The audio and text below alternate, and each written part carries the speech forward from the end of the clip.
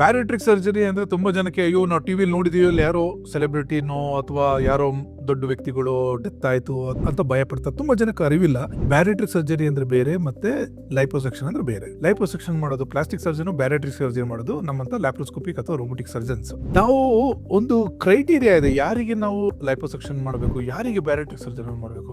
BMI 30, 32, 34 ಇರೋರಿಗೆ ನಾನು ಸಾಧಾರಣ ಬ್ಯಾರಿಟ್ರಿಕ್ ಸರ್ಜರಿ ಮಾಡೋದಿಲ್ಲ.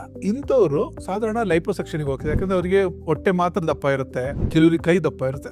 So that is liposuction. Anybody BMI 35 ಮೇಲೆ ಇದ್ದವರು ದಯವಿಟ್ಟು ಲೈಪೋಸೆಕ್ಷನ್ ಹೋಗ್ಲೇಬೇಡಿ. ತುಂಬಾ ಜನ ನೀವು ಬ್ಯಾರಿಟ್ರಿಕ್ ಸರ್ಜನ್ ಭೇಟಿಯಾಗಿ, ಒಬೆಸಿಟಿ ಸರ್ಜನ್ ನಮ್ಮಂತವ್ರಿಗೆ ಭೇಟಿಯಾಗಿ ನಾವು ಅದಕ್ಕೆ ನೀವು ಮೆಡಿಕಲ್ ಟ್ರೀಟ್ಮೆಂಟ್ ಗೆ ಅರ್ಹರೋ, ಕನ್ಸರ್ವೇಟಿವ್ ಟ್ರೀಟ್ಮೆಂಟ್ ಗೆ ಅಂದ್ರೆ ಲೈಫ್ ಸ್ಟೈಲ್ ಮಾಡಿಫಿಕೇಶನ್ ಗೆ ಅರ್ಹರೋ, ಅಥವಾ ಬ್ಯಾರಿಟ್ರಿಕ್ ಸರ್ಜರಿಗೆ ಅರ್ಹರೋ ಅಂತ ಹೇಳ್ತೀವಿ. ಬ್ಯಾರಿಟ್ರಿಕ್ ಸರ್ಜರಿ ತುಂಬಾ ಸೇಫ್ ಸರ್ಜರಿ. ಸಾಧಾರಣವಾಗಿ ಇವತ್ತು ಸರ್ಜರಿ ಆದ್ರೆ ಡೇ ಆಫ್ಟರ್ ಟುಮಾರೋ ಡಿಸ್ಚಾರ್ಜ್ ಆಗ್ತೀರಾ, ಅದಾದ್ಮೇಲೆ 2 ಫಾಲೋ ಅಪ್ ಸಾಕಾಗತ್ತೆ. ಈ ಒಂದು ನೀವೇನೇನು ಮಿತ್ಸ್ ನಿಮ್ಮ ತಲೆಯಲ್ಲಿ ಇರುತ್ತಲ್ಲ, ದಯವಿಟ್ಟು ಹೋಗ್ಲಾಡಿಸಿ. ಇದೊಂದು ಐ ಓಪನರ್ ಮೆಸೇಜ್. ದಯವಿಟ್ಟು ಈ ಮಾಹಿತಿನ ಎಲ್ಲರಿಗೂ ಶೇರ್ ಮಾಡಿ. Thank you.